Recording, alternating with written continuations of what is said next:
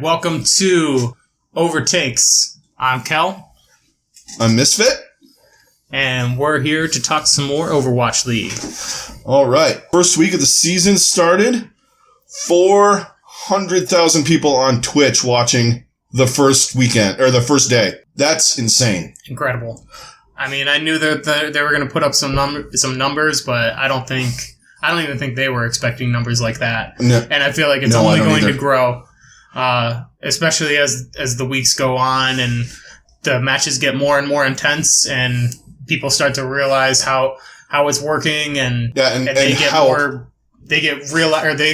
start to really crack down on what they need to do to win and get to the playoffs. I think when people see the production that Blizzard's doing with it, absolutely, they're gonna tune in more. I mean, 400,000 on the first day. I mean, there was a lot of people in there looking for skins, and I think there's a lot of other esports people tuning in to see what this big ass production that was going on. And day 2 through 4, they were at when I was on there, they were at 125 to 150,000. Sometimes, I feel like most of the time when I would watch it, it was about 160,000 as active watchers. Like, not even just like the total number of people that have watched. That was active people watching it right then and there live. And that was on Twitch, because you could watch it on, I think you could watch it on the Overwatch League website as well. I don't think that registered in on the Twitch numbers, so I'm pretty sure it was pretty up there, pretty high. And then obviously it depended on who was playing. There were some matches that people weren't, as invested in. Obviously when Dallas and Seoul played, I mean, that was on the first day. That was a good way to close it out. I mean, I think there was a point where there was 380,000 people watching that. But even when Dallas played in their second match, there was like 200,000. Mm-hmm. They're kind of we'll get to the Dallas Fuel a little bit later, but they're kind of right now, they're the polarizing team, I think, in the league. Mm-hmm. Kind of along the lines as, if you want to go, as like the Lakers, the Cowboys, the Yankees. I think people are tuning in to either watch them win or watch them lose. And that's honestly good for the league. Oh, definitely. And there's one side of the ledger that's pretty happy after this weekend. They need to figure some things out. But back to day one. Couple of surprises, I thought. San Francisco laid an egg. Oh, yeah. We don't want to break down every match, but that match was the first match of the night. And I think I don't want to say that it was bad per se, because even for San Francisco not winning a single map, they still put up a fight in just about every single one. But I think what's really, really hurting them is Dak being forced to play Mercy. Well, that's every team that has a Lucio and Anna, or another good Zen main that is stuck with a hose attached to some other player. Yeah. I also think they're one of the teams that I thought would really shine in the spotlight. I thought they were a little tight. Yeah. I thought their ult economy was horrific. Yes, they had really terrible ult economy. Wow, there was a couple times, and I love Baby Bay, but there was one time he was on Ilios on the lighthouse where he oh man, so he just Pharah ult. He just dipped a Pharah ult, man. He could have done so much with it. But that being said, as bad as the perception they were, I think the Los Angeles Valiant was that much better. Yeah. Than we thought. I mean, I kind of thought they were good. I thought they were going to be, we kind of thought they would be kind of middle of the road. I was not expecting them to be as tight of a group as they are.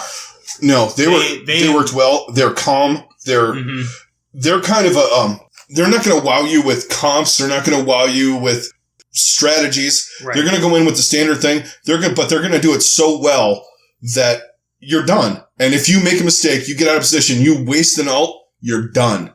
And that's what happened to San Francisco in that match. The Valiant just took advantage of all their mistakes. Yep. And I love Sleepy. Them severely. I love Sleepy, but wow.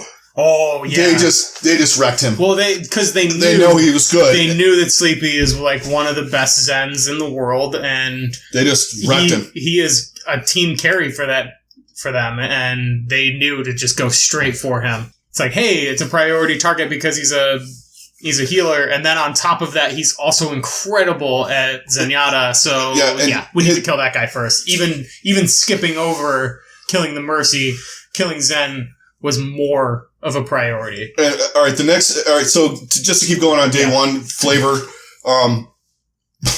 Wow, the dragons are bad. I mean, we made a big mistake on them. I mean, we didn't. I don't know if it was a mistake. I think we thought they were a little bit better because they performed a little bit better. Yeah. And I think we undervalued the gladiators, especially definitely. Shaz and Big Goose are probably one of the best support tandems. Absolutely. Next to Soul. The reason the gladiators won that game is 100% because of their. And I think we were texting back and forth. And if you could have been, I was like, "Will you fucking please get rid of the damn supports?" I'm like yelling at Shanghai, "Get rid of the supports." That's like a basic thing. Yeah. Maybe they were, the spotlight was a little crazy for them too. I don't know. But damn. Yeah, I don't know if it's a lack of, I don't know. I feel like with Shanghai, it's a lack of a few different things. Their ult economy was terrible. And they just started to get desperate. Yeah, and as the games went on, and it just got uglier and uglier. And we all play, so when you start getting desperate, you're switching for no reason. You're like, oh fuck it, I'm gonna dive in, and maybe there's I'll bring somebody with me. It seems like they just got like you said, too desperate. And the thing is the gladiators are better than we thought. I still think they are more the team that I feel like is going to be middle of the pack. Yeah. They have a top tier support group. Their tanks are decent, but I think what's really going to hold them back are their DPS. They're good, but they're not good, but they are not in that division. In that division, they're not They're not near Dallas. They're not near Seoul. They're not near the Valiant. Right.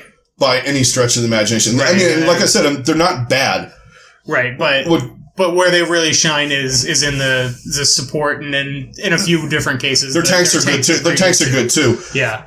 But if you don't have incredible DPS or at least even really good DPS that can complement your strengths on those, then you're just kind of dead in the water. And then we saw that later on in the weekend when they played Seoul. Yeah. I mean, but anyone that plays Seoul, I mean, Dallas, who's our pick, and I'm standing by it still. I agree. Dallas gave him a fight. And that Anubis, that whole Anubis thing was, I don't know if it was the best match I ever saw or the craziest match I ever saw. Man. I mean, that was like doing like a speed run on Super Mario. All right, so I got a minute left. I'm going to take both points. And, it was just, and then the shots that these guys were, oh man, like Fleta and on the Widow. And then you got Fleta's I told you he was fucking awesome.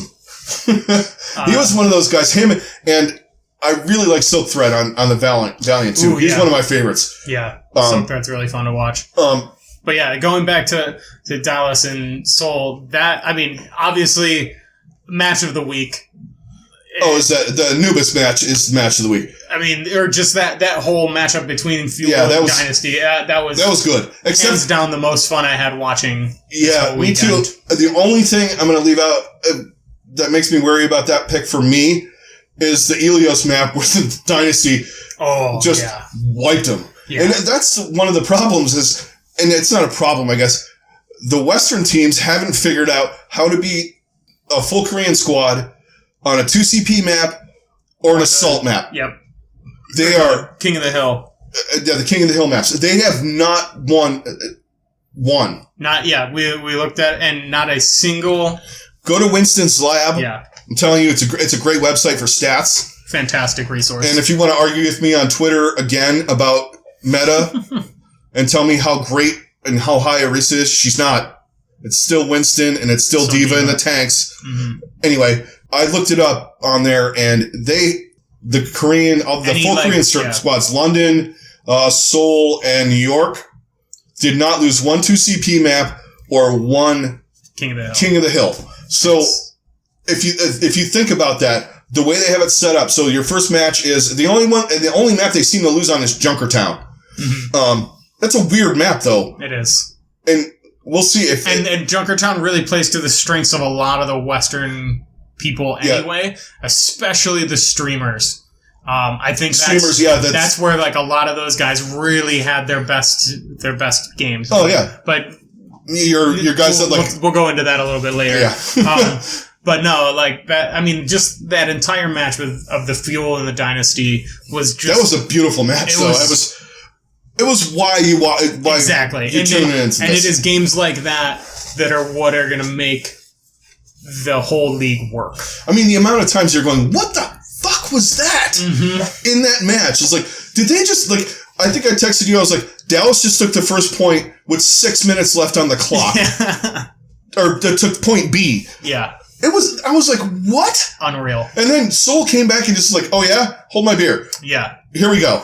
And it was like, it just kept going. And, Dallas, I mean, it just got to the point where the clock ran out. Right. And it just, oh man, it was so much fun. I had a really good time watching that. I mean, you couldn't have asked for it, like, for your opening weekend in an esports league. You could not have asked for like the closing match of the night, right?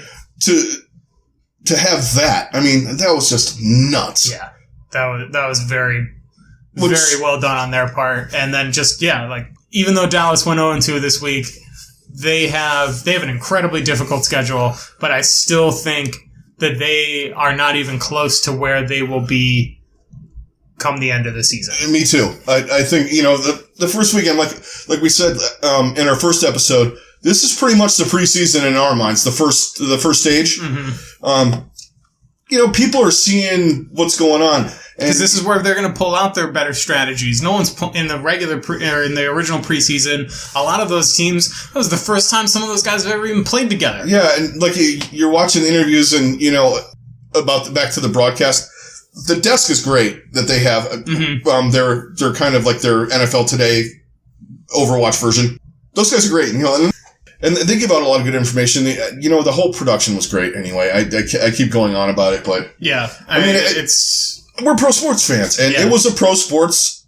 It definitely had that setting. Absolutely. It made me feel like I was watching NFL, NBA, Major League Baseball. Name your sport. Right. All right, guys. Tune in. We'll have our picks later on in the week. And don't forget to subscribe and like us if you like us. Or tell us, go fuck yourselves. Yeah, whatever. Which pretty much happens a lot. As long as you give us views, that's what we want, right? Yeah. We want to hear your guys' opinion. Yeah. You could say we're a bunch of give us some talking points. Give us anything. Anything you guys want to give us. Hit us on Twitter. Yep. We're on there. Overtake OWL. All right, guys. We'll talk to you later. Peace.